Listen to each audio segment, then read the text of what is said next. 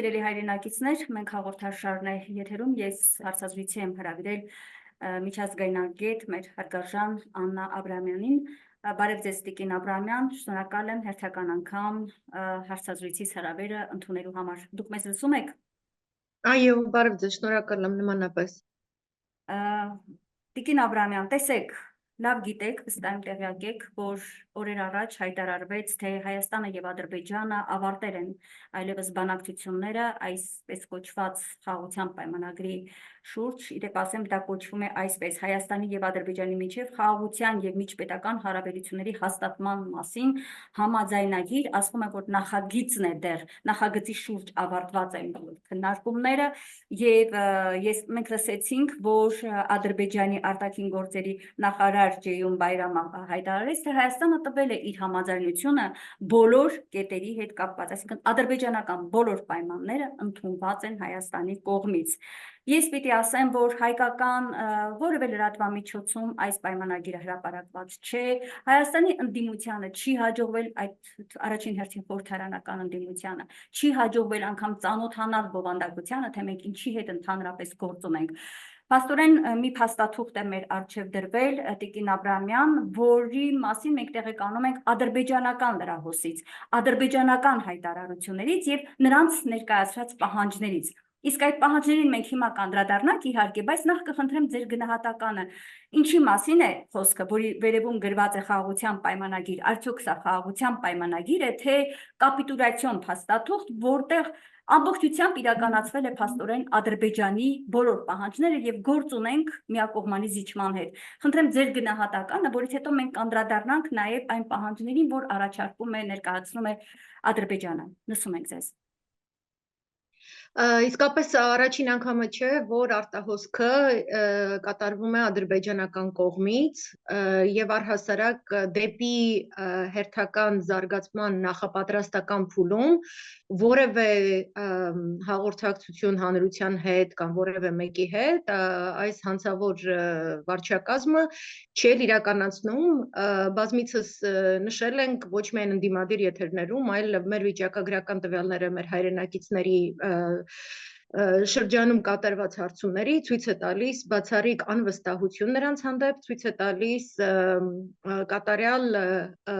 ռեյտինգային անկում, երևի հայոց պատմության մեջ մեծագույնը երբևէ Հայաստանի Հանրապետության քաղաքացիների կամ հայ ժողովրդի կողմից իր հերթական իշխանավորի հանդեպ այս զարգացումը կապված է թե արտաքին քաղաքական, թե ներքաղաքական զարգացումների հետ, բայց դրա կենտրոնականը նա է, որ այս վարչակազմը հանցավոր ցանկանում է ամեն գնով պահպանել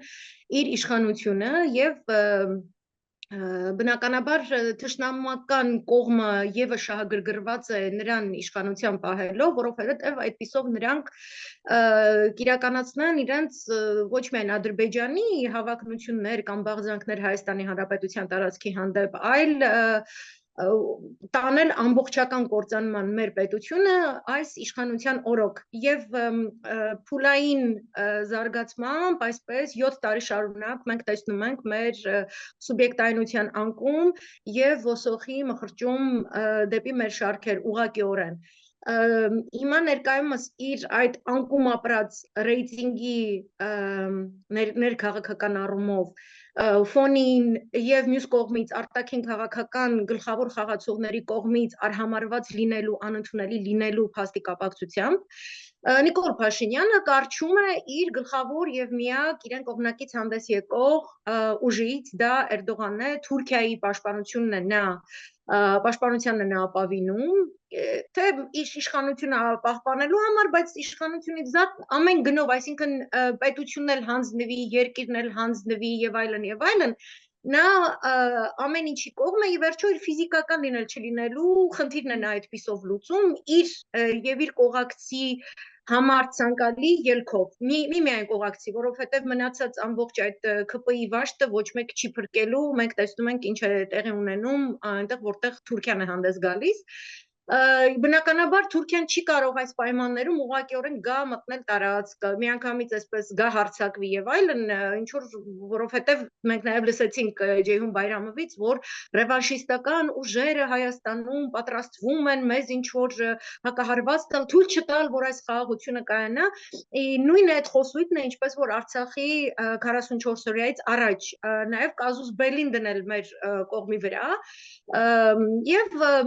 մեր երկրի ներսում գտնվող իշխանությունն էլ բնականաբար կողմ է նման օրակարգով շարժվելուն, այսինքն այս խաղաղության պայմանագիրը մենք ոչ թե ճակերտներում դնենք խաղաղության եւ թե համաձայնագիր, ճիշտ եք ասում, միակողմանի զիջում է, դա պարզապես ռազմավարական ավելի մեծ նկրտումներում թշնամու հերթական տակտիկական քայլ է, հող նախապատրաստել է, ոչ միայն մեր հանրությանը, իրենց հանրությանն էլ պետք է ներսում պատրաստեն, նախապատրաստեն ինչ-որ պատերազմի, այսինքն անընդհատ մենք լսում ենք, չէ, վերջին 2 ամիսների ընթացքում Ալիևի հայտարարություններ, Հայաստանը ֆաշիստական պետություն է, եւ այդ ֆաշիզմին վերջ դնելու համար մենք այլ միջոց չունենք, բացի հարձակվել, անպայման փորձել ամեն կերպ ջախջախել ներքին ընդդիմադիր ցանկացած ձայն, ցանկացած ընդվզում, որովհետև այն բոլոր նշաձողերը ըստ որի ադրբեջանական հանրությունը ակնկալում էր, որ իր սոցիալ-տնտեսական իրավիճակը կկարգավորվի, կբարելավի այդ արցախյան պատերազմի հաղթական, այսպես ասած, ավարտից հետո, չափանիշներից որևէ մեկը չի բավարարված, Ալիևը իր ներքաղաքական խնդիրը նաև լուծելու փնտրտուքների մեջ է, որպեսզի այսպիսով իր հանրությանը նախապատրաստի գալիքի համար, ես էլի խաղաղություն է ուզում, տեսեք Արցախն էլ հաղթանակեցինք, բայց դեռ ոսոխը Հայաստանը, այսինքն դեռ շատ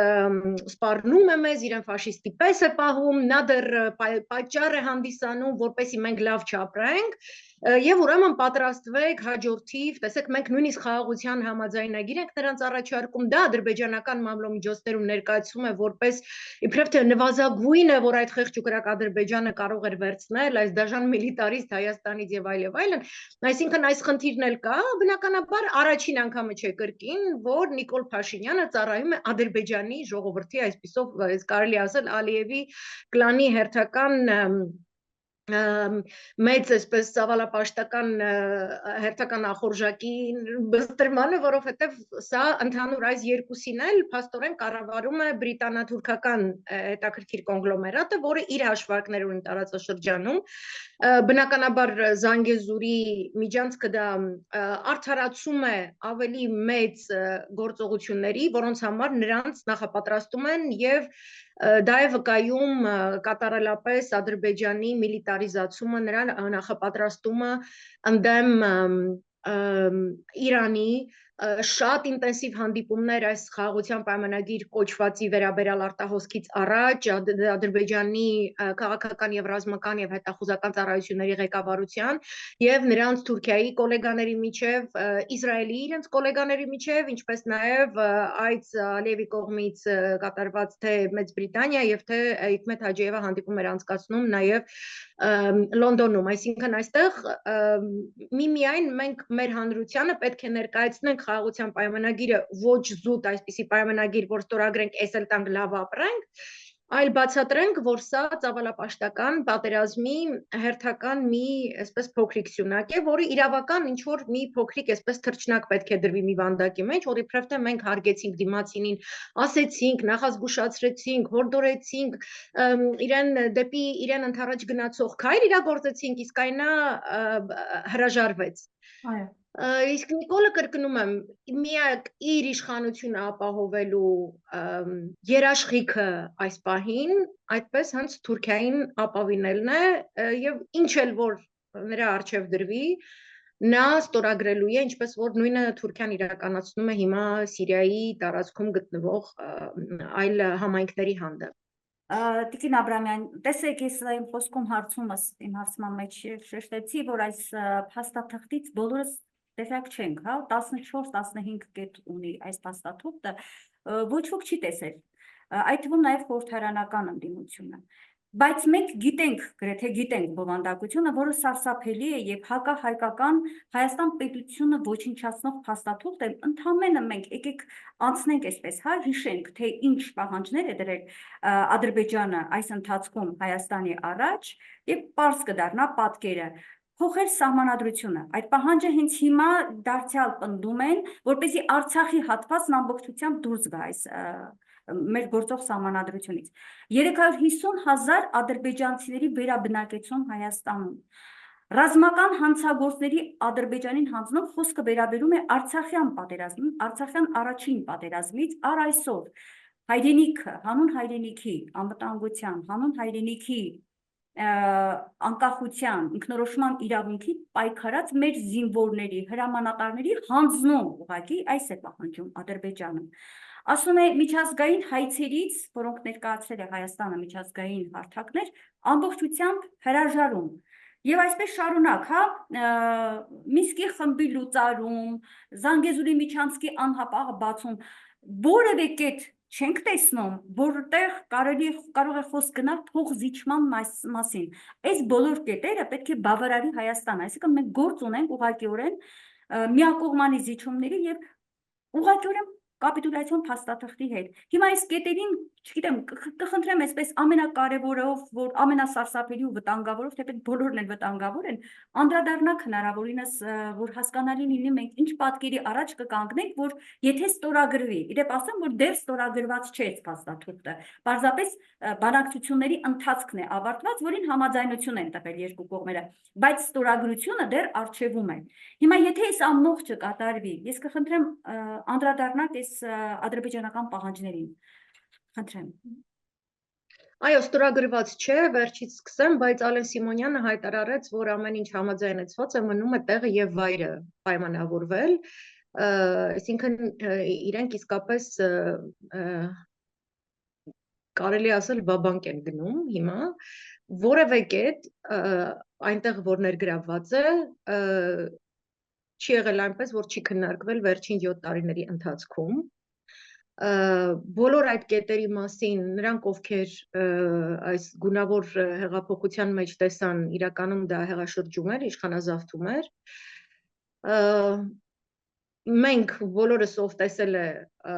այդ ամենի իրականացումը այլ երկրներում, նախապես զգուշացնում ենք, որ ահա այս կետերով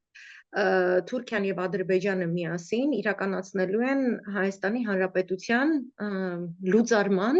իրենց արժեվ դրած խնդիրը։ Նրանք խնդիր չունեն մի այս կամ այն կարգավիճակի Հայաստան երկրի հետ հարևան լինելու, նրանք այդ խնդիրը չեն լուծում։ Այսինքն այդ պահանջներ, պայմանները, որ նրանք իսկապես միակողմանիորեն ներգրավել են այդ փաստաթղթի մեջ, դրանք մեր պետականության հենասյուններն են։ Այսինքն այդ պետականության հենասյուններին անվտանգության, պետականության գործունեության իրականացման, ներքաղաքական ազգային փոքրամասնությունների իրավունքներ, Հայաստանի Հանրապետության քաղաքացիների ինքնորոշման իրավունքի իրացում, Արցախի Հանրապետության քաղաքացիների ինքնորոշման իրավունքի իրացում։ Բոլոր կետերով խփելով նրանք ոչնչացնում են Հայաստանի պետությունը եւ կրկնեմ նույն սցենարը Սիրիայում է տեղի ունեցել, այսօր այդ ահաբեկչական խմբավորումը, որ կառավարում է Սիրիան, ներկայացրել այսպես կոչված սահմանադրական հռչակագիր, այնտեղ եւս թիրախավորված են մեր իմացած մինչ դեկտեմբերի 8 2024 թվականի Սիրիայի պետականության ցանկացած խորհրդանիշ ամեն ինչ զրոյացնում են, այսինքն նպատակը քո տարածքի զավթումն է եւ քեզ իշխելն է եւ թուրքական պետության տակ դնելն է։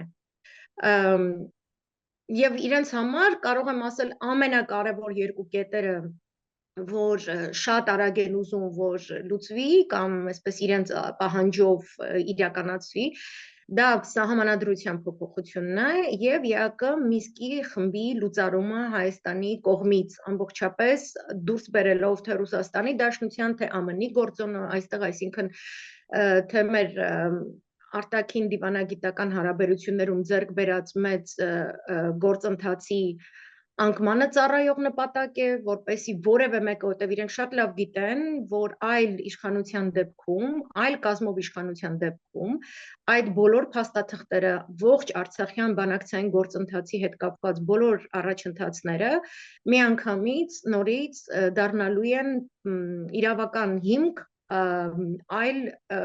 կերպ բանակցություններ վարելու համար Ադրբեջանի հետ, իսկ դա նշանակում է, որ Արցախի դեմ նրանց ագրեսիան դատապարտվելու է ամբողջապես, մենք ոչ միայն խոսելու ենք այդ կետից այն կողմ արցախահայության վերադարձի իրավունքի մասին, այլ մենք խոսելու ենք Արցախի հանրապետության ինքնորոշման իրավունքի իրականացման մասին։ Այսինքն իրենք այնտեղ, որտեղ վտանգ են զգում, որ չեն կարողանալու իրականացնել իրենց նպատակները, այդ կետերով պահանջներ են ներկայացնում։ Եվ մեր կողմը միակողմանի զիջման է գնում եւ ստորագրելու կամ չստորագրելու պահն էլ այստեղ չի կարող հիմք հանդիսանալ, որովհետև կրկնում եմ ավելի շատ կազուս բելի ստեղծելու նպատակ է հետապնդում թշնամին այս փաստաթղթի վերաբերյալ նոր դիսկուրս բացելով, որովհետև այս բոլոր կետերը խոսվել է, հիմա ասում է հնկա, հիմա վերջնական մի փաստաթուղթ, մենք դրեցինք հայերի առջև, հայերը չհամաձայնվեցին, կամ թեկուզ համաձայնեցին, բայց խախտեցին, չգիտեմ ինչ, եւ գալիս հարձակվում են։ Այսինքն եւ պահանջելը, որ այո, եւ պահանջելը, որ Արցախի ազատամարտի հետ կապ ունեցող ցանկացած գործիչ, ցանկացած որևէ մեկը պետք է իրենց հանձնվի, թող որևէ մեկը ինքն իրեն չսփոփի նրանով, որ այս կամ այն առաջնորդներին հանձնելով իրենք ինչ որ նոր Հայաստանի պետություն կունենան եւ կապրեն եւ այլն, որովհետեւ այդ արդարացումը, որ նախկին ռեժիմի մնացորդներ, կրկին մենք իգիլական Ալ-Քաիդայի առաջնորդ Ալ-Ջոլանիի բերանից ենք լսում, Ֆիդանի կողմից կառավարվող օպերացիայում, որտեղ ասվում է նախորդ ռեժիմի մնացորդները, որպես արդարացում ուղղակի հարձակվելու ամբողջական գյուղերի, քաղաքների, տարածքների վրա եւ դրանց բռնագաղթի ենթարկելու եւ կոտորելու։ Այսինքն տնից տուն անցնում են եւ կրակում են, ոչնչացնում են ամբողջ գերդաստաններ, տնից տուն վերցնում են նրանց իրերը, Արմինե ջան, ես այսպես խոսեմ, որովհետեւ մենք այո պետք է իբրև թե փաստաթղթից խոսենք, բայց մեր դիմաց իսկապես մեզ հարգող պետություն չէ, անգամ թշնամական նկրտումներ ունեցող, ասենք օրինակ ինչպես են Իրանը եւ ԱՄՆ միջնորդների միջոցով ինչ որ նամակներ փոխանցում եւ այլն, կամ Ռուսաստանի Դաշնությունը ԱՄՆ-ի հետ, այստեղ երկու թշնամական կողմեր են, որոնք ինչ որ եզրույթներ դիվանագիտական տալիս առնում են, երկու կողմ կա այստեղ։ Մեր կողմում որևէ Հայաստանի Հանրապետության հայերի իրավունք ներկայացնող չկա, դա նրանց ձեռքբերումն է, սա կոտորածի մի հերթական փուլ է։ Մեր քաղաքացիները պետք է իմանան, որ ստորագրես, չստորագրես, այս պայմանը քննարկես, այսպես քննարկես, այնպես քննարկես, այն, որ մենք ունենք իրավաչափ պահանջարկ որպես հայ ժողովուրդ, ինքնին արդեն կենսական անվտանգային սպառնալիք է Թուրքիայի համար։ Այն քաղաքական, գեոքաղաքական մաքսիմը, որ Թուրքիան հետապնդում է մինչև Կենտրոնական Ասիա մխրճվելու համար, այդ ռազմավարության դիտանկյունից չի կարող լինել որևէ հայկական տարր, որը կարող է երբևէ իրավաչափ պահանջ ներկայացնել իր դեմ կատարված ցեղասպանության հետևանքները վերացնելու, որպես տուժված կողմ իր իրավունքը ամբողջապես իրականացնելու համար։ Ինքը նախապես այս ծրագրով, սա ծրագրավորված ցեղասպանություն է, ինչպես որ 1915-ին անգամ երբ որ պետություն չենք, բայց եկեղեցի ունենք, փուլային ծրագիր է ամբողջապես տարածքը գրավելու, չկա հայ, չկա հայկական հարց, չկա հայ, չկա հայոց պետականություն, այս բանաձևն է նա հետապնդում։ Տնից տուն ոչնչացնել, տան իրերը վերցնել, տանել Իդլիբ, որտեղ այդ թուրքական հովանավորչության տակ գործող իգիլականների ամբողջ քաղաք է ապրում, դնել փողոցում նույն օրը մի կողմից սպանում են, մյուս կողմից տներից եղած չեղածը բերում շարում են Իդլիբի փողոցներում վաճառելու, այսինքն չի փոխվել թուրքը, Եվ մեր քաղաքացիները, մեր հայրենակիցները ընդդիմադիր են, չգիտեմ, իշխանամետ են, սրան են սիրում, նրան չեն սիրում, Արցախի մասին այսպես են մտածում, այնպես են մտածում։ Դա երկրորդական է։ Անընդհատ խոսելով նախկին ռեժիմի մնացորդ, ուռճացնելու է Թուրքիան եւ Ադրբեջանը այդ խնդիրը որպես իրենց անվտանգության սպառնալիք կայացող ժողովրդի շերտ եւ օգտագործելու է այդ արդարացումը բնաջնջելու, բռնագաղթեցնելու եւ տարածքները զավթելու նպատակով։ Ինչպես որ Արցախն էլ խոսում են, եկեք սուբյեկտայնությունը իջեցնենք, եկեք խոսենք ադրբեջանական, Ղարաբաղի ադրբեջանական եւ հայ համայնք, ոչ թե ասենք Արցախի հայոց հանրապետություն։ Իջացնում է սուբյեկտայնությունը, հետո ասում է ոչ թե 5 շրջաններ, 7 շրջաններ, ոչ թե 7 շրջաններ, 9 շրջաններ։ Հետո բուն պատերազմը պարտվողական, որ դա էլ մեր գունավոր հեղափոխություն սատարած բոլոր քաղաքացիները իրենք ստորագրել են պարտվողական պատերազմի փաստաթուղթ, համաձայնել են նախապես, որ մեր զինվորները, մեր մատղաշ տղաները գնան մորթվելու նախապես պարտվողական կրված, այսպես ծրագրված պատերազմում, որպեսզի իբրև թե դա էլ տանք, այս 9 շրջաններն էլ տանք, որ լավ ապրենք։ 9 շրջանից հետո, Շուշին գրավելուց հետո, թիրախում պահելով Ստեփանակերտը, շրջափակման մեջ գցեցին եւ ոչնչացրեցին բոլորին, այսինքն բռնագաղթեցրեցին հայերին, իրենք կուզենային ամբողջապես բնաջնջել, դա էր նպատակը եւ իրենք շատ ափսոսում են, որ կան Արցախահայեր, կա Արցախի հանրապետության պատմություն, այդ պատմության կրողներ, փորձում են ամեն կերպ նրանց լեգիտիմ իրավաչափ պահանջի ինստիտուտը խաթարել եւ ըստ այդմ նույն եղանակով, ինչպես որ Արցախի հանրապետությունն են բնաջնջել եւ տարհանել, բռնագաղթեցրել, ինչպես որ Արևմտյան Հայաստանը բռնագաղթեցնել, այնպես էլ հիմա նրանք անում են մեր Հայաստանի հանրապետությանը։ Սա չգիտեմ, այլ ուրիշ ինչպես ավելի պարզ սա բացատրել։ Այսինքն, եթե ամփոփենք այս հատվածը, ստացվում է այդ փաստաթղթի վրա գրված է խաղաղության պայմանագիր։ Սա բացահայտ կեղծիք է, սուտ, որը ոչ միայն թշնամին է խաբում փաստորեն մեզ եւ երևի թե աշխարհին, որովհետեւ հիմա կանդրադառնանք նաեւ ինձ համար զարմանալի էր, որ աշխարհի տարբեր երկրներ ողջունել են։ Հիմա ես կուզենամ նաեւ ձեր գնահատականը այս առումով հնչեցնել, այլ առաջին հերթին Հայաստանի իշխանությունն է խաբում իր ժողովրդին, որովհետև ձեր ասած այո սպանդին տանում են խաղաղության պայմանագրի վերնագրի տակ, հա, դա զարուրելի ուղղակի իրողություն է, որի առաջ կանգնած ենք մենք։ Եվ բացառված չէ, որ ես մեծ անհանգստություն ունեմ, որ օրինակ սպասվող ընտրություններում, որոնք ամեն դեպքում կարծես թե չեն լինի արտահերթ կլինեն հերթական 26 թվականին ենք ընթരാճ գնում, նորից նույն խաղաղության, այսպես կամ թալանչիների, բանի հայ այսպես կոռուպցիոն իր հայտնի երկը կերքի Նիկոլ Փաշինյանը եւ մեր ժողովրդին այս փաստաթղթով հերթական անգամ կխաբի։ Դեպ ասեմ, որ ես երեք լսում էի ադրբեջանական ԶԼՄ-ների, նրանց հրապարակումներն էի կարդում, այդտեղ հստակ ասում են, որ Ադրբեջանը չի պատրաստվում ստորագրել այս խաղաղության պայմանագիր կոչվածը, որովհետեւ Հայաստանը դեռ չի արել սա եւ արժեվում հիմնականում դրվում է սահմանադրության փոփոխության հարցը Արցախից վերջնականապես հրաժարվելու համար, հանելով այդ ամբողջ հատվածը, որը վերաբերում է, մենք գիտենք, մեր սահմանադրության նախաբանում նաև ամրագրված է այդ մասին։ Նաև ձեզ տեղեկատվություն փոխանցեմ, որ Արցախի նախկին մարդու իրավունքների պաշտպանը Արտակը Բեգլարյան գրել էր մի գրառում, որ նման դեպքում իրենք անպայման կդիմեն միջազգային տարբեր հարթակների, եթե Հայաստանի իշխանությունը ստորագրի այս փաստաթուղթը, որտեղ ուղղակիորեն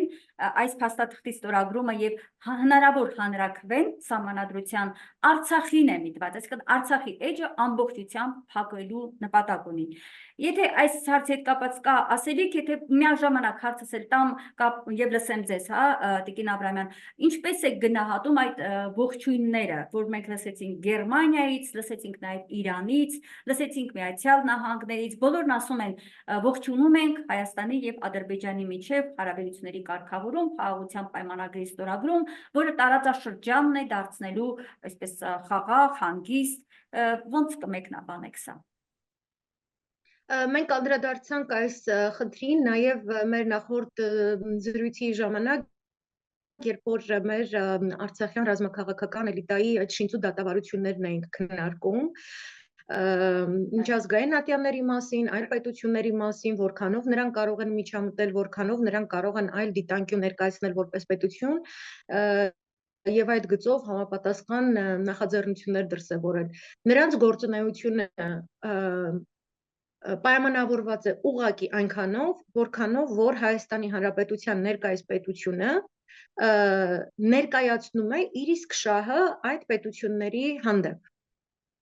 Այսինքն, եթե մեր պետությունը այսօր ներկայացնում է այս խմբավորումը եւ ասում է, որ ինքը կողմ է խաղաղության համաձայնագրին, որ ինքը կարող է իր գործընկեր Կիրթ եւ գրագետ Ալիևի հետ շտկել որոշ հարցեր առանց որևէ այլ պետությունների ներգրավման, որ իրեն առհասարակ պետք չի որևէ կերպ հուշել, ինչպես լինել գերիների խնդրում, ինչպես դրսևորել Արցախի Հանրապետության քաղաքացիների իրավունքների իրացման գործում եւ այլն, ինքը այդպիսով գնում է այն նշաձողը, որի սահմաններում այս կամ այն պետությունը որքանով էլ որ մեր հանդեպ ինչ սենտիմենտներ միգուցե ունեն, վստահ եմ, որ շատ քաղաքական գործիչներ, կառույցներ բավականին ավելի հստակ պատկերացում ունեն մեր պատմության, մեր ինքնության եւ այլնի մասին, բայց պետությունները դրանք պետություններ են, պրոտոկոլ է։ Եվ միմիայն տեսեք ալևիների խնդրի մասին կամ այսպես կոչված Ասադի ռեժիմի մասին կամ պաղեստինցիների խնդրի մասին, նրանք միմիայն անդրադառնում եւ այլ դիտանկյունից են հանդես գալիս, երբ ցավոք սրտի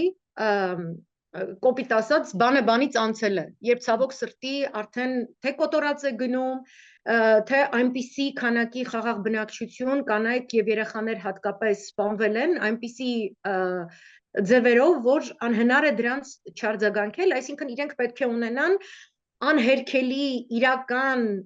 սպառնալիքի ապացույց փաստարկների մի ամբողջ բազա,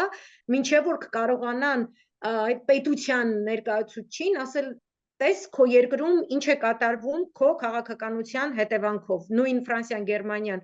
որ սեղմել էին Ջոլանի ձեռքը, կամ Նետանյահուին էին դիմավորում եւ այլն, որոշակի գործողություններից հետո այլ կերպ են նրանց հետ վերաբերում, այսինքն վատթարագույնը դեռ մեր առջևում է, այսինքն չկա դեռևս այդ իրավիճակը, որտեղ պետությունները կարող են այլ կերպ խոսել, քան խոսում է Հայաստանի Հանրապետությունը իր իսկ շահերի մասին, այստեղից էլ բխում է այն շտապողականությունը, որ ես, դուք, այլ քաղաքացիներ, մենք դրսևորում ենք մեր ներքաղաքական բոլոր ուժերի հանդեպ, որ եթե մենք ցանկանում ենք այլ կերպ մեր հանդեպ վերաբերմունք, որտեղ Իրանը հոչի կանգնելու ասի, այ դուք եւ դուք սպանում եք հայ ժողովրդին, դեռ չեն սպանում, դա նույնիսկ Սիրիայում, որ ավելի կենսական է Իրանի շահը, նա ուղղակիորեն չի ներգրավում, ոչ մի կերպ չի միջամտում, ոչ մի կերպ չի այսինքն ինչ որ սանդղակի դեռ չի հասել, որտեղ նրա հակառակ դրսևորումը իր կարծիքի, որտեղ նրանք միայն կարծիք չեն հայտնում, նրանք երբ որ ինչ որ բան հայտարարեն, դրան պետք է հետևեն գործողություններ։ Եվ այդ գործողությունները պետք է լինեն արդարացված թե իրենց ներքաղաքական օրակարգի պայմաններում, թե իրենց ընդհանուր արտաքին քաղաքականության ռազմավարության շրջանակներում, այսինքն հենց դրանից էլ օգտվում է այս խամաճիկը թուրքական եւ բրիտանական ուղղորդությամբ, որովհետեւ նա չունի ոչ այդ խելքը, ոչ այդ հմտությունը, ոչ էլ այդ ռեսուրսը, նա ուղղակի խամաճիկ է, որպեսի կարողանա ահա նման խարդավանքով ուղղակի մեր դարպասները բացել եւ ներս թողել թշնամու հրոսակախմբերի։ Սա է նա իրականացնում եւ մենք այլ պետություններից չեն կարող որևէ այլ մոտեցում ակնկալել եւ ես նույնը կասեմ, այո, պարոն Բեգլարյանը շատ լավ է, որ դիմեն միջազգային համապատասխան կառույցներ։ Ես շատ տեսնում եմ ինչպես են մեր հայրենակիցները ռազմաքաղաքական էլիտայի Արցախի գերեվարությունից ազատելու համար տարատեսակ ցույցեր անցկացնում ՄԱԿ-ի գրասենյակի առջև, ինչով միջազգային կառույցներ նամակ գրում։ Ես ուզում եմ հասկանալ մեր այդ հայրենակիցները երբ են պատրաստվում իսկապես զբաղվել քաղաքականությամբ, ինչպես որ շատ ակտիվորեն զբաղվեցին քաղաքականությամբ 2018-ին եւ այս հանցախմբին բերեցին իշխանության, իրենք պետք է այդ պատասխանատվությունը ընդունեն, ապրելու երկիր կուսակցությունը ներառյալ եւ տարատեսակ հացադուլեր եւ այլնի հետ զուգահեռ նաեւ հայոց պետականությունը մենք պետք է հիմա մենք ինքներս ինչ էին սիրում ասել 2018-ին մենք ենք տերը մեր երկրի Մեր երկիրը անտեր է մնացել, որ դուք միջազգային կառույցներ եք դիմում, դուք տեր չեք ձեր երկրի, որտեղից է սկսում մեր լեգիտիմ պահանջի իրականացումը, դա սկսում է մեր երկրի հատյաններից։ Մենք պետություն չունենք, եկեղեցի չունենք, հետո մենք ինքներս քաղաքական ամբողջ ընդդիմադիր թեև, եթե իսկապես ընդդիմադիր են, եթե իսկապես իրենք էլ բրիտանա-թուրքական եւ իսրայելյան ներազդեցության տակ չեն։ Եկեք հասկանանք, մենք ինչու չենք բոլորս միասին մեկ օրակարգի շուրջ գնում իմպիչմենտի այլ կրկին թույլ տալիս, առհասարակ թույլ տալիս մտածելու, որ մենք մինչև 2026-ի ընտրություններ էլ սպասենք, չգիտեմ, մի քիչ էլ էսպես սպասենք, մի քիչ էլ այնպես սպասենք, ընդ որում նա ինքն է բանանելու, այսինքն կեղծելու են ընտրությունները, նա կրկին ինչ-որ տենց հաղթելու է ինքը, այո, իրեն լեգիտիմացրել են 2021-ի ընտրությունները։ Մենք փոփոխություն աշխարհում էլ կարող ենք ստեղծել, եթե մենք այդ փոփոխությունը սկսել ենք ինքներս մեզնից, մեր երկրից եւ մենք կարող ենք դա իրականացնել, չկա այդպիսի անհնարինություն։ Այն իրավիճակը չի, որ մենք չունենք այդ ռեսուրսը։ Այստեղ արդեն մնացել է կամ արտահայտության դրսևորում մեր բոլորի կողմից, հասկանալու այդ ամբողջ պատկերը, որ մեզ ցեղասպանում են, կապ չունի դու ում սիրեցիր, ինչպես սիրեցիր, որ լիդերի, ինչն ես ավելի գնահատում, մյուսինը չգիտեմ ինչ, մյուսինը չգիտեմ ինչ, բայց կամակոր դրսևորումներ ընդդիմադիր թևից, գործարքի պատրաստ լինելու դրսևորում, թշնամուն օրակարգին ցեղասպանությանը ծառայող ուժի հետ, ավտոմատ իրենց դարձնում են թրքական կողմի գործիք, այսինքն այստեղ չկա այնպիսի կայուն քաղաքական գործընթաց, այնպիսի սահուն, ինչ որ մեր ներքաղաքական օրակարգ, խաղաղ պայմաններ, ոչ կոդեմ ցեղասպանությունը տեղ ունենում, պատերազմի ուղղակի սպառնալիք։ Սա ֆորս մաժորային իրավիճակ է, ֆորս մաժորային իրավիճակը պահանջում է ամենատրամաբանական լուծման մեխանիզմի շուրջ բոլորի հավաք կենտրոնացում, էգոների մեկ կողմ դնելու գործընթաց եւ զտման process, որպեսզի մենք կարողանանք դա իրականացնել։ Եվ քննարկումները, այո, լավ է, որ մենք խոսենք, Ադրբեջանը այսպես, Թուրքիան այսպես եւ այլն, մենք պետք է ավելի այսպես ցանկացած խնդրի անդրադառնալիս պետք է անդրադառնանք մենք ինչ ենք անում, ինչպես դա անել։ Տիկին Աբրահամյան, ես կառաջարկեմ այս հատվածում մենք խոսենք, թե ինչ է կատարվում մեր երկրի ներսում ներքաղաքական դաշտում, տեսեք, շատերը նկատում են, որ այս ծայրահեղ ծանր իրավիճակում անգամ կա իրավիճակից ելքեր, եթե ճիշտ աշխատի հայաստանյան քաղաքական ընդդիմությունը, խորհրդարանական ընդդիմությունից սկսած մինչև արտախորհրդարանական։ Մի քանի տարի է անընդհատ այդ թեզն է պտտվում, համախմբվել, առանց դրա ոչինչ չի կարող լինել, բայց եկեք հասկանանք ինչ իրավիճակ է եւ արդյոք հնարավոր է ակնկալել հայաստանյան ընդդիմությունից այդ համախմբումը։ Մենք այսօր ինչ ենք տեսնում, երկրորդ եւ երրորդ նախագահները ուղղակիորեն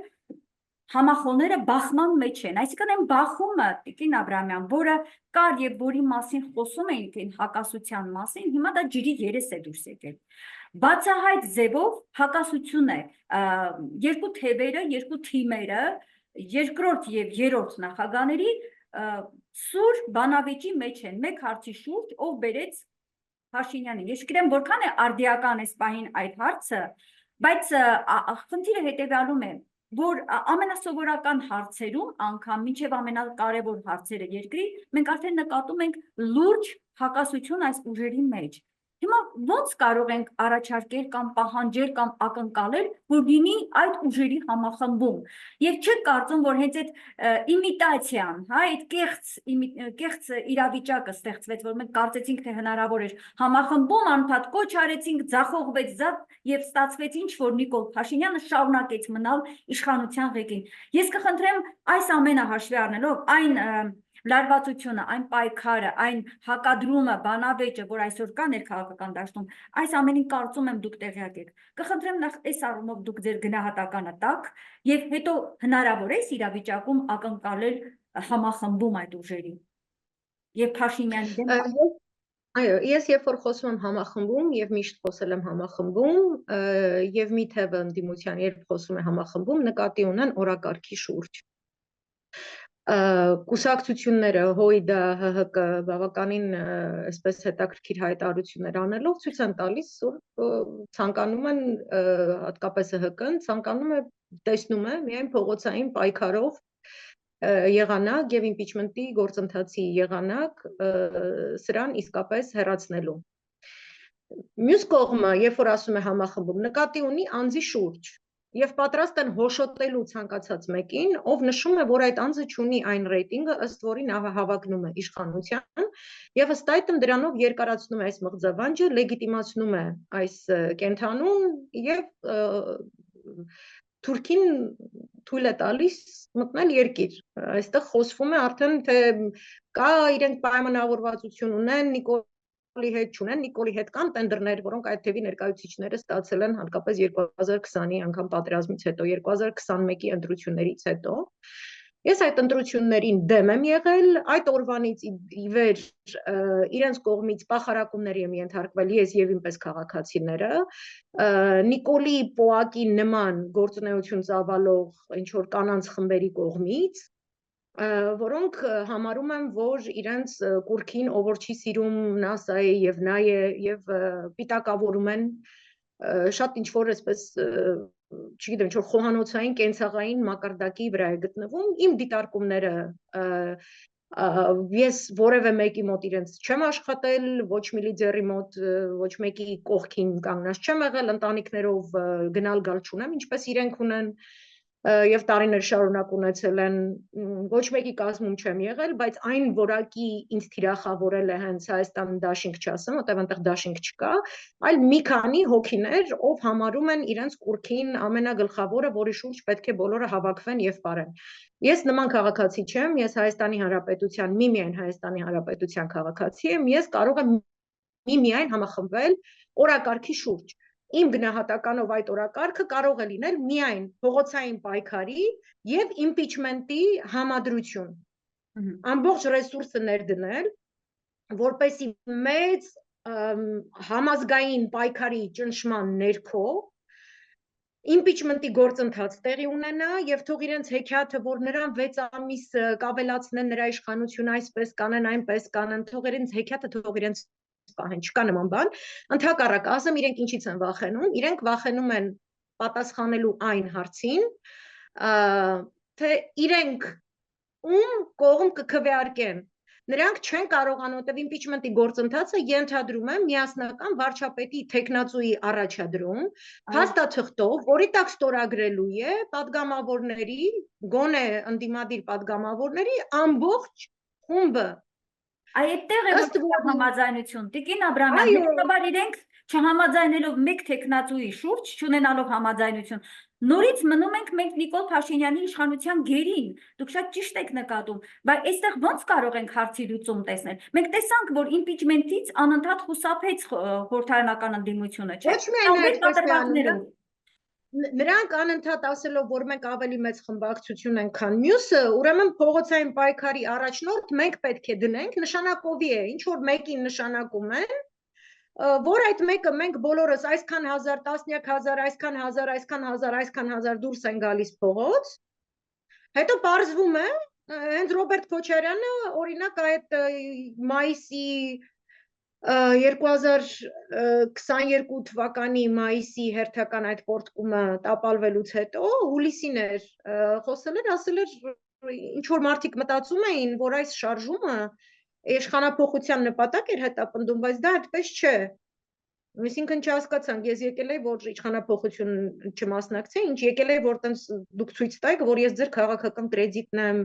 ինչ որ ինքը ունի քաղաքական կրեդիտ, ինչ որ ինքը ունի ռեսուրս, ոչ, այդ բոլոր ուժերը այդ քաղաքացիները 2021-ին իրեն ձայն տված, անձամբ իրենք չեն որպես կուրք պաշտում, իրենք օրակարգի շուրջ են համախմբվել, համազգային օրակարգ, եւ նրանք այդ մարդկանց համոզել են, որ ընտրությունները ճիշտ են, ես գտել եմ, որ ընտրությունը սխալ է, որ դու մեկին անվանում ես դավաճան եւ նա կապիտուլյացիա է ստորագրել, դու իր հետ չես գնում ընտրության։ Դու ոչ միայն թույլ չես տալիս նա իշխանություն դառնա եւ այլն, նա անդիմություն էլ չպետք է լինի։ նա քաղաքական հայտ որպես այդպեսին չի կարող ունենալ, ինչպես այսօր Վրաստանում Սաակաշվիլի կուսակցությունն է, մեկ այլ կուսակցություն, որոնք ուղղակի շահարկել են երկրի գեոքաղաքական գերխնդիրները, որպես իրենց իշխանությունը պահեն եւ պատերազմներ են արծարծել եւ երկիրը պարկեցրել են Թուրքիայի տակ եւ այլն եւ այլն։ Ոչ մեկ Սաակաշվիլին չի թույլ տալիս գա նստի, կարծես ինքը ընդդիմություն է, լեգիտիմ է եւ այլն եւ այլն, որտեղ դա նորից ինքը իր ամեն ինչը կան, այսպես Թուրքի հետ համագործակցող ուժ է։ Դու իր հետ ինչ ես գնում ընտրության։ Ու այս բացարձակ այս աքսիոմատիկ փաստարկները նրանք անընդհատ սկսում են հերքել այնպիսի զավեշտալի համառությամբ, ինչպիսին ես տեսել եմ Նիկոլին պաշտպանող տարօրինակ ինչ-որ այսպես կանանց խմբավորումների եւ պոակներ, կեղծանուներ օգտագործող եւ այլնների շրջանակներում 2018, այսինքն այս թեվը, որ Թավիշ է արել 2018-ին, շարունակում է Թավիշ անել, իրենք Սերժ են մերժում։ Իրենք ոչ թե Հայաստանն են պաշտպանում, Թուրքիայի վտանգն են ուզում կանխել, սաստել։ Իրենք այդպես ինչպես մերժում էին Սերժին 2018-ին, ու իրենց համար աշխարհը բաժանվում է երկու խմբի, ովքեր Սերժ են պահում եւ ու Սերժին մենք մերժում ենք Սերժ, ինչ ասած հասկանում եք, ես իրենց մարդկանց միած խմբակ է ինչ որ կանանց տարօրինակ, Մոսկվա բնակ, Հայաստանի հետ կապ չունեցող, քաղաքագետ չեն, իրավագետ չեն, ոչ մի բան չեն։ Ուղղակի ագրեսիվ, ինչ որ տենց ախուրյանցի անոյի ինչ որ կոմպլեքս, բայց այս մի թվում հարցակվում են քաղաքացիների վրա, որ իրենց կուրքի դրածոն պետք է, չգիտես ինչու, ղեկավարի ինձ իմ համազգային շարժման մեջ։ Ու անպայման իրենց կարևոր է, որ դու տենց ընդունես իր իշխանությունը քո գլխին, ինչ ասես միջնադար է տարօրինակ, շատ վատառող, որը չի կարող պատահականություն լինել։ Չի կարող հենց այնպես լինել, որովհետև չգիտեն ինչպես կառավարեն քաղաքական ուժ, ոչ, դա պարտվողական ընտրություններ են, մարդիկ ուզում են էլի պարտվողական ընտրություններ, որովհետև տակուկ տեղ են գտել, եւ իրենք չեն ցանկանում գնալ որևէ կտրուկ գործողություն, գիտեն իրենք վերջում իշխանություն չեն լինելու։ Մյուս թևը չի ասում ես գամ լինեմ իշխանություն, ի տարբերություն իրենց, գիտի ռեյտինգը ցածր է, չի ասում ես լինեմ իշխանություն, այս մեկը ես պիտի լինեմ, իմ նշանակածը պետք է լինի, իմ չգիտեմ ինչը պետք է լինի, ու անընդհատ դեմքիդ այսենց անընդհատ կողում են մարդկանց, ում հետ ժողովուրդը աղերս չունի, այս մարդիկ հանրային կարծիքը չգիտեն ինչպես աշխատեն հետը, վիճակագրության հետ չգիտեն ինչպես աշխատեն։ Տիկին Աբրահամյան, եկեք կանոններով ասենք այսպիսի խոսույթ են տարածում, որ impeachment-ը 100%-անոց անհնար գործունեություն է, դուք փորձել եք impeachment անել, որ հիմա 100%-անոց, կամ այնպես են խոսույթը տանում, կարծես impeachment-ը առանձին ինչ-որ այսպես բոլորը հանգիստ այսպես կոստյումները հագան մի օր գնացին, խաղաղ օրեր ազգային ժողովում որոշեցին impeachment-ի հարց բարձրացնել, անվստահության հայտնելու հարց բարձրացնել, ժողովուրդն էլ հանգիստ տանը քնած է։ Փողոցային պայքարները դրանից են անջատում, ինչ որ իրենց աշխարհում impeachment-ի եւ փողոցային պայքարի գործոնները, որ միասին զուգահեռ այսպես կոնտուրները գծված միասին պետք է աշխատեն ստրատեգիական, ինչ որ իրար չեն գալիս, անընդհատ մեկը գնում է այստեղ, մյուսը գալիս է այստեղ, մյուսը գնում է այստեղ եւ դիմացից գալիս է թշնամի։ Ու այս մասին էլ չի կարելի իրենց մոտ խոսել, իրենք ինչ որ գեր զգայուն, գեր, չգիտեմ ինչ, այսպես հարվածել, մարդկանց հետևից խոսել, քաղբանտարկյալներին իմ ու քոյի անջատել, գնալ իրենց իսկ կողմից հովանավորվող վճարվող մամլո միջոցներում, խոսել իրենցից կուրքի, չգիտեմ ինչի մասին, ասենք նույնը ԿՊ-ի տելեստուդիաներում միայն ԿՊ-ի հմայքում ասենք, չկա քաղաքական դեբատ անգամ ընդդիմության շարքերում, դա նույն ուժերն են, իրենք մասնակցել են, Նիկոլին բերել է Թավշյա իշխանափոխությունը, Սահմանադրական կարգի տապալմամբ իշխանազավթումը, որովհետև ինչ որ խմբեր նաև ընդդիմության շարքում իշխանություն են ուզեցել, վերկաց ասա սխալ ես արել, Հիմա ճիշտ ձևով աշխատենք միասին, այնպես որ համախմբում նշանակում է օրակարգի շուրջ, եթե ընտրության ես ուզում գնալ, դա է քո օրակարգը, նստիր տանը, սպասիր քո 2026-ին, ով որ գնում է impeachment-ի, նա փողոցային պայքարը պետք է առաջնորդի եւ քո падգամավորներից մեկ բան է միայն մեզ անհրաժեշտ լսել, դու կողմես ունես վարչապետի միասնական թեկնածու, եթե առաջադրվի այդպիսի խումբ, որ կլինի ժամանակավոր կառավարություն այս ֆորս մաժորային վիճակում, դու ունես այնքան անկախություն եւ որպես ժողովրդի падգամավոր խղճի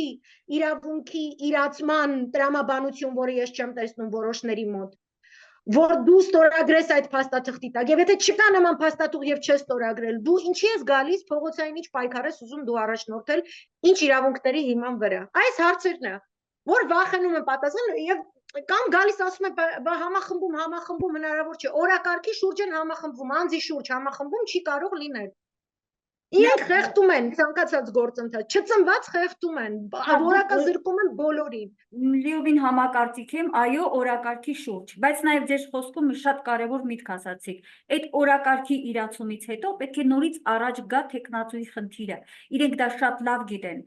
Այսինքն այդ առաջնորդի խնդիրը, ով պիտի լինի, մրցակցությունը, պայքարը, այդ առաջնորդի անձի շուրջ է։ Մարդիկ մոռացել են, որ հայրենիք ենք կորցնում, եւ այն կարևոր օրակարգը, որ պետք է դուրս գանք բոլորս միասնաբար հայրենիքը փրկելու, Տիկին Աբրահամյան,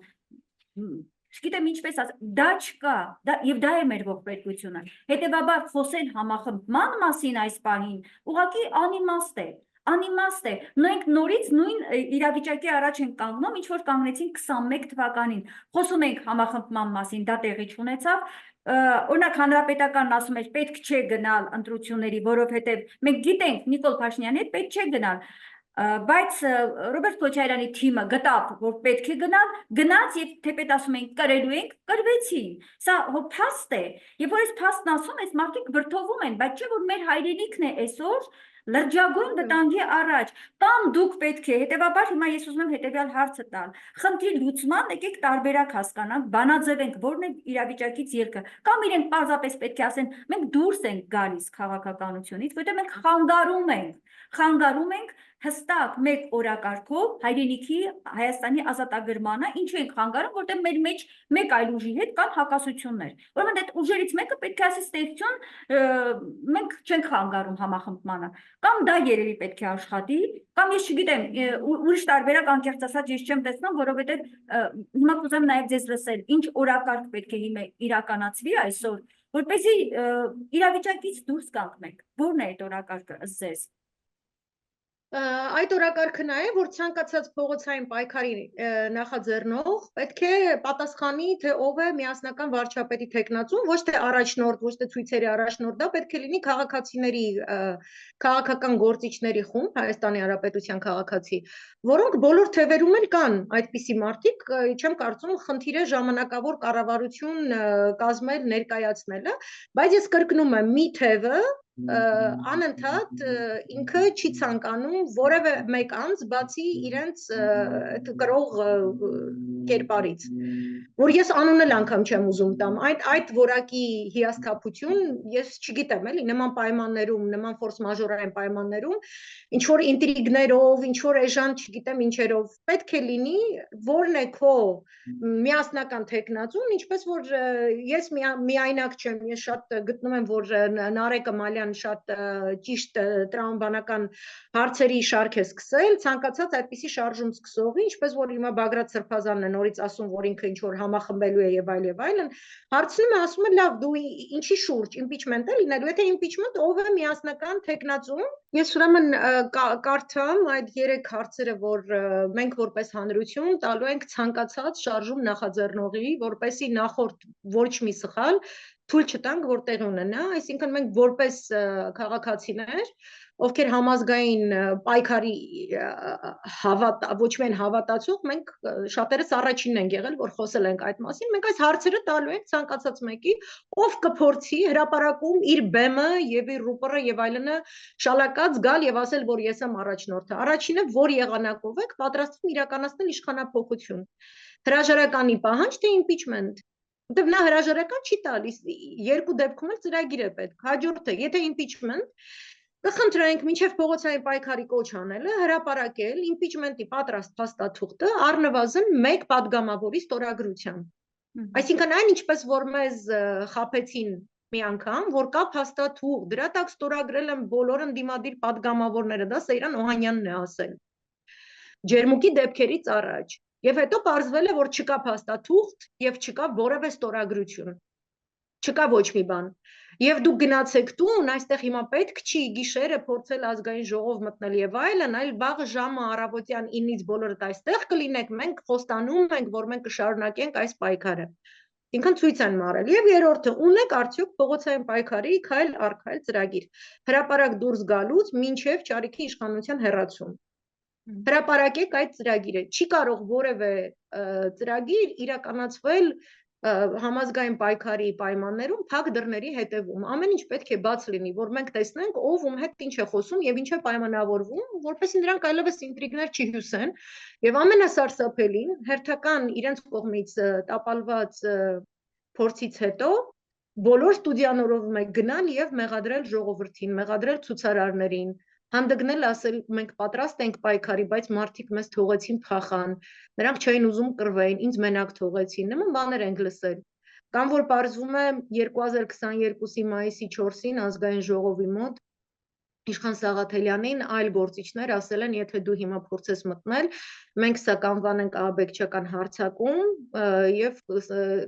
պետության տապալման փորձ եւ այլն, եւ այսինքն դեմ հանդես կգանք։ Ինչ ենք մենք այդ մասին լսում մի քանի տարի անց եւ չգիտենք մինչեւ հիմա ովքեր են եղել այդ անձինք, որ նրան նման բան են ասել։ Պետք է հրապարակային լինի, որտեղ անգամ եթե քեզ նման բան են ասում, դու պետք է մի անգամից դա հայտարարես, մենք իմանանք մեր հերոսներին իրենց անվամբ, իրենց դեմքով, տեսնենք ով է խանգարում, եթե այդքան 70,000 մարդ, 50,000 մարդ, 100,000 մարդ, 120,000 մարդ, դուք այդ բոլորին հետո մեղավոր եք նշանակելու, կամ երբ որ դուք այդ օրը, գլխավոր բանալի օրը տապալելուց հետո սկսում եք մարդկանց վրա մուննատ գալ, որ ձեր հաջորդ զբոսանքային օրերին արդեն չեն գալիս եւ սակավաթիվ են եւ անընդհատ վերագրել, որ ժողովուրդը անտարբեր է, ժողովրդին մեկ է, թուրքը նրան կգրավի, կմորթի թե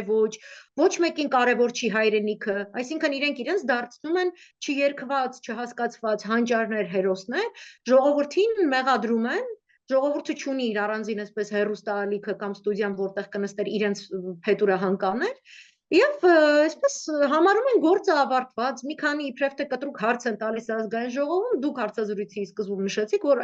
խորհրդարանական ընդդիմությունը անգամ փաստաթղթի պատճեն չի կարողանում ձեռք բերել, իսկ 2021-ին նրանք հորդորեցին ժողովրդին ընտրությունների գնալ, խոստանալով, երթում տալով բոլորի առջև, որ նրանք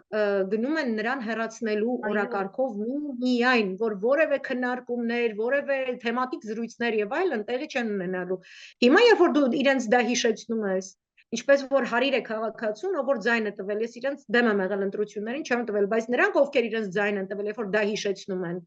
իրենք շուռ են գալիս եւ ասում են,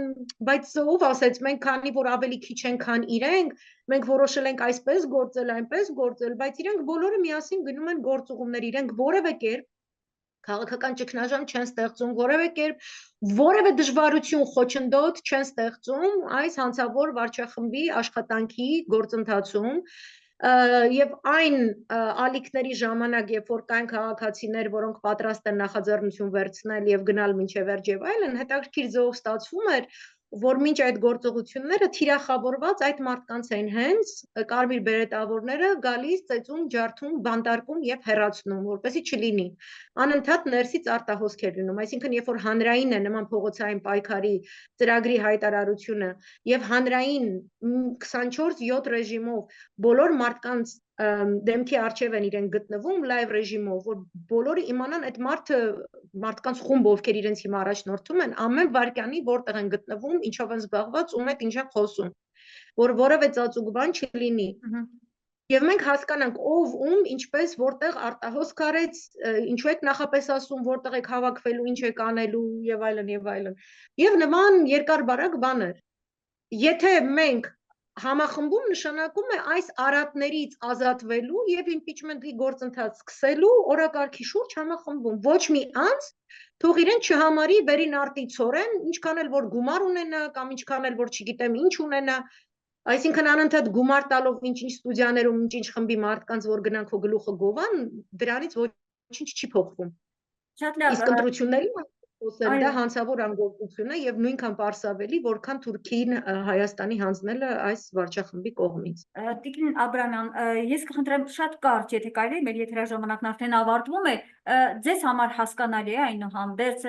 ընդդիմադիր այդ թևերի, մասնավորաբար ավելի բաց խոսենք, հա, անուններով, որ ժողովրդի համար է պարզ լինի, ասենք Հայաստան դաշինքի նման պահվածքը կամ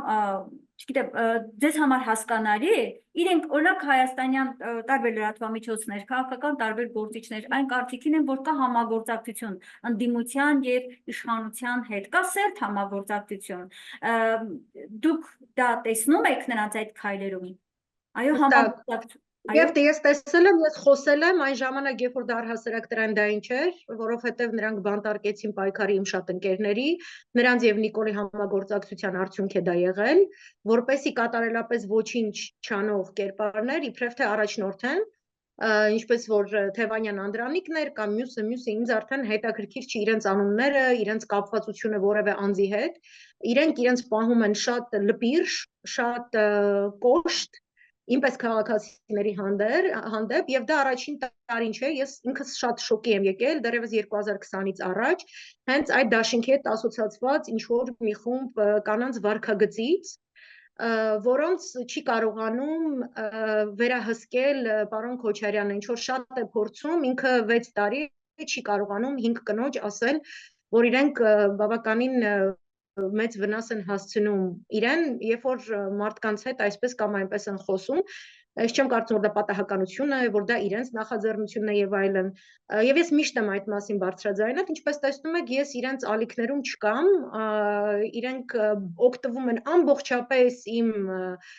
ես եմ ռեսուրսը, իմ այն ինչ որ ես աշխատում եմ եւ անում եմ, ընդարձակ ձև ամեն ինչից օգտվում են, բայց այն կետը, որտեղ այդ ամենը նշելով պետք է իշխանափոխություն անել, նրանք դա թաղում են եւ անընդհատ ինչ որ չինական պատճեններ են ստեղծում մարդկանց, ովքեր իբրև թե վերլուծաբաններ են, իբրև թե չգիտեմ ինչ եմ ուղղակի այսպես օդը աղմուկով լցնելու համար, իսկ տակից իրենց գործը շարունակում են Նիկոլանց հետ աշխատելով, իրենք շատ քիփ են ԿՊԱ-ական падգամավորների հետ, նրանց հետ ճամփորդելով, նրանց հետ շփվելով, իրենք տենդերային գործարքային կապերի մեջ են, այդ գործարքների մասին ամբողջ տվյալները կան հանրայնորեն հասանելի են, այդ ամեն ինչը մարդիկ շատ լավ գիտեն, դա է պատճառը, որ նա ռեյտինգ չունի, եթե ինքը իրոք Նիկոլին հեռացնելու իրական գործողություններ աներ, ինքը այսօր շատ ավելի բարձր ռեյտինգ ունենար, ոչ մեկ այդքան վատ չի վերաբերել իմ հանդեպ, այդքան վատություն չի արել, որքան այդ խումբը, որը շատ մեծ հարցեր է բարձրացնում, եւ ես մեր հայրենակիցները, որ ցույցերի են գնում, իբրև թե պայքարում են, իմ մասին այնպիսի բաներ են տարածել, ոչ միայն որ շատ զավեշտալի է ուղղակի, այդ 3000-5000 հոգանոց մարդկանց, ես կասեմ, եթե մենք հայրենիք ենք ուզում, այլ ոչ թե ինչ որ անձի, դուք պետք է ձեր իսկ առաջնորդին հորդորեք, որն է ռեյտինգ բարձրացնելու ճիշտ մեխանիզմները, եւ ոչ մեկ այնտեղ չի գալիս, որպեսզի դուք իրեն սիրեք կամ չսիրեք կամ ձեր սերը պարտադրեք մյուսներին, այստեղ սիրո խնդիր չի։ Մենք պետականություն կամ ընկալում ենք որպես ինստիտուցիոնալ համակարգ, կամ գավառամտության անընդունելի դրսևորումներով, ինչ կուրքերի նշանակում ենք ավելին, քան նրանք իրականում կան, եւ փորձում ենք դրանով պարտադրել մարդկանց, փակել բերաններ եւ չանել այն, ինչ որ անհրաժեշտ է։ Փորձելով նվազեցնել հասկանալի է, ներողություն եմ խնդրում, իսկ ինչ կարծիքի պատիվ ունեմ դաշինքի հետ կապված։ Պատիվ ունեմ դաշինքը հստակ խոսում է փողոցային պայքարի մասին։ Ես ինքս սկզբունքայինորեն ուզում եմ փողոցային պայքար impeachment։ Ով որ այդ նախաձեռնությամբ հստակ ծրագիր ներկայացնելով դուրս կգա փողոց, իմ համար կարևոր չի ով է։ Ես կկանգնեմ այդ շարժման կողքը, ես կգնամ այդ շարժման հետևից։ Այնտեղից իմ վրա ոչ մի հարձակում երբեք չի եղել, ոչ մի նման բան չի եղել, այնքան որքան մյուս կողմից։ Ես հենց խոսել եմ փողոցային պայքար impeachment, ես ենթարկվել եմ հարձակման։ Ես երբ խոսել եմ համախմբումից, այդ թևի կողմից։ Ինձ ուղղակի ասել են, որ պետք է միմիայն Սերժ Սարգսյանի մասին խոսել վատ բաներ, չնշել, որ նա Իսկանդերներ է բերել։ Հասկանում եք։ Ինչ որ ասում եմ միջնադար, ես շոկի եմ որպես մասնագետ, ես նման բան այնքան տարի չէի լսել, ինչ որ 90-ականների արատավոր, չգիտեմ ինչ, ու իրենք շատ ինքնավստահ են իրենց պահում, մարդ կա իր վրա այդ կուրքի փոշին է դրված, հասկանում եք, դա անընդունելի է, այն իրավիճակ, այն ահարկ ու սարսափելի իրավիճակը, որ մենք ունենք, նման պայմաններում տեսնել նրանց նման վարքագիծ, դու ես ասել, որ ընտրվելուց հետո նրան պետք է հանես իշխանությունից, հիմա եկել ես ինձ ասում ես նորից գրան ընտրության, հետո երբ որ դու ստանում ես դրան պատասխան, ասում ես, վայ, ես դա նկատի չունեի, ես ասում եմ, կարող է լինի արտահերթ ընտրություն, կարող է լինել փողոց, կարող է լինել ընտրություն, ես պատրաստ եմ ամեն ինչի, ոչ։ Իսկ քո ամեն ինչը հետաքրքիր չի կարելի կապիտուլյանտի հետ գնալ ընտրության, վերջ։ Շատ լավ, շնորհակալ եմ Տիկին Աբրահամյան, մեր եթերաժամանակը ավարտվել է գրեթե։ Ես կարծում եմ, որ մենք հաճախակի այս ֆորմատով եթեր դուրս կգանք, եւ դուք կներկայացնեք մեր հասարակությանը ոչ միայն արտաքին, հա, իրողությունների հետ կապված, որը շատ հետաքրքիր է ձեր վերլուծությունը, այլ ես շատ նաեւ կուզեմ լսել ձեր անկեղծ եւ ազնիվ վերլուծությունը ներքաղաքական իրողությունների հետ կապված, ինչի կարիքը իսկապես ունի մեր ժողովուրդը։ Մենք պիտի թույլ չտանք, որ այս անգամ ընտրություններով կլինի թե արտահերթ թե փողոցով խաբվի մեր ժողովուրդը։ Ես շնորհակալ եմ ինչպես միշտ ձեր անկեղծ վերլուծության համար։ Լավ եղեք, կհանդիպենք։ Վերհիշեցնեմ հեռուստադիտողներին, որ մենքի հյուրն այսօր հեռավար կապով ես հարցազրույցի էի հրավիրել միջազգայնագետ Աննա Աբրահամյանին։ Լավ եղեք, կհանդիպենք։